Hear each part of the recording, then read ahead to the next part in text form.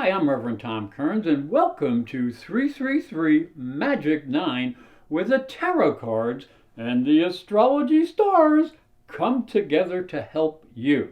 Now, there is a lot of changing energy in the world, and it is affecting your life.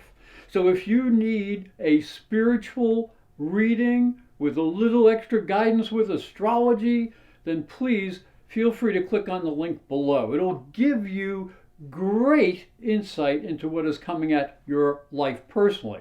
Now, here's the energy that is affecting your sign in general. The tarot cards that we'll be using this month will correspond with the astrology. They are the King of Swords, which represents cutting things out that need to be cut. The Eight of Wands, which represents communications and activity. The Nine of Pentacles, which represents stability of purpose, and the Wheel of Fortune, which represents opportunity and the future. Taurus, the tarot card for the first week, is the King of Swords. And just look at him. Look how strong and how determined he looks. Now, you may need these qualities because even though this week is going to begin with a little easy energy, when we get to the end of the week, there's going to be some challenges that may demand cutting out the frivolities and making important changes. So be cautious, but also be willing to make any needed changes or take action that needs to be taken, especially towards the end of the week. Just be careful. Now, the month will begin with Mercury sextile Pluto. Now, this is a very positive energy. It connects your 11th and 9th house, suggesting that you listen to your associates about your understanding of the different people and their belief systems that you are around. Then there is a Venus sextile to Mars. Now, that is always a very nice, gentle energy here, this green line, and that connects your 12th and 2nd houses, which will help you understand who and what you value and why. And then, here comes a little bit of the difficulty.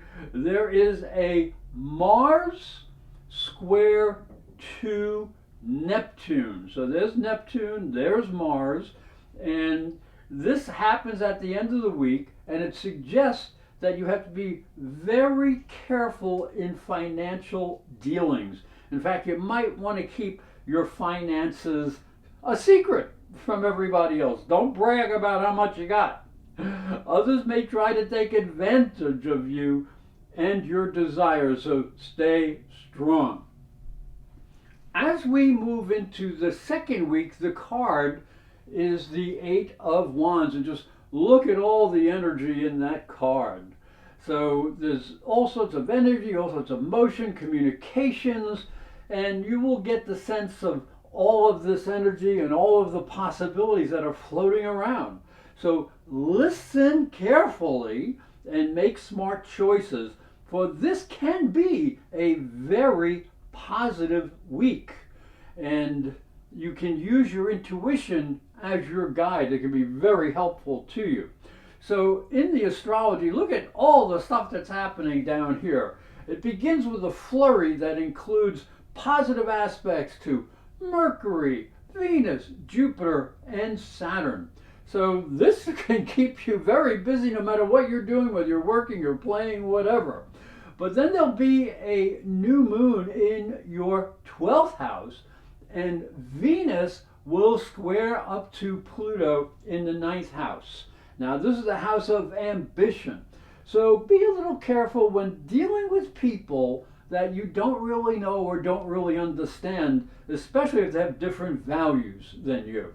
And then Venus, talking about values, Venus will move into Taurus, that's good, and brings a midweek sense of peace and calm and a little good fortune. But don't lose your edge for success because there is so much energy going on here that this will ignite the weekend warrior within you. So take advantage of physical activity. It can be really helpful. It can bring renewal to you. The card for the third week is the Nine of Pentacles. Now, this is a card that always suggests that there is a sense of self-control and a stability of purpose. You know where you're going, you know what you want. It's very hard to get rattled, and your progress can move ahead as you stabilize yourself and you deal with any challenges that may come your way. And you can actually use challenges to your advantage. So as we look down into the astrology, the third week is a mixture of positive and challenging energies.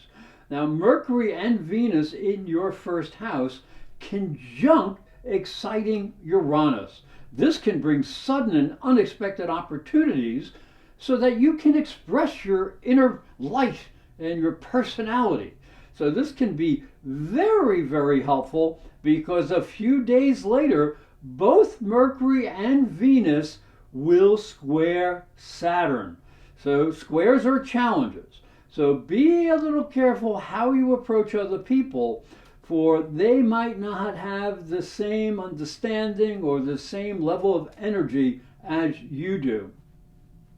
As we move into the fourth week, the tarot card is the Wheel of Fortune. Now, that's a fabulous card.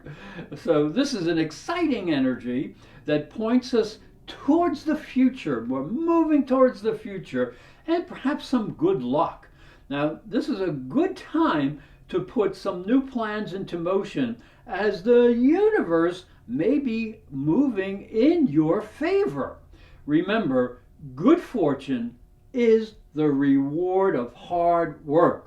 So as we look into the astrology for the fourth week, we can see that there's going to be a subtle change, a slow but effective change as Pluto changes to retrograde motion. Now, this may give you the opportunity to make some changes in your ambitions and in your goals. So a good review of where you've been and where you think you're going will be helpful so that you will learn what you need so that when Pluto goes direct again, you can get moving ahead. Now, this may be reinforced down here by a Sun Uranus conjunction. Now, that is definitely the wheel, Uranus and the Sun. Wow, that's really fabulous. It's a lot of energy.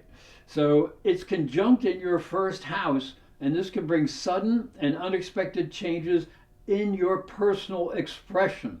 So do let common sense be your guide, but do not shy away from new adventures, because again, that can lead you to the future. Hi, I'm Reverend Tom Kearns, and this is my story. If you are a spiritual seeker, it may help you on your journey. I believe your spiritual development is as important as your religion. If you look at Christianity, it focuses on the life of Jesus. But Jesus was never a Christian. He was Jewish. If this thought intrigues you, you'll enjoy my new book, Light from Water, Freeing Jesus. It's available on Amazon.com and through fine bookstores. And it may help you on your spiritual journey. I'd like to thank you for watching and thank you for listening. Remember to subscribe because these videos are free, and hit the little bell for notifications. And for a special offer, visit my website, internetpsychicreadings.com.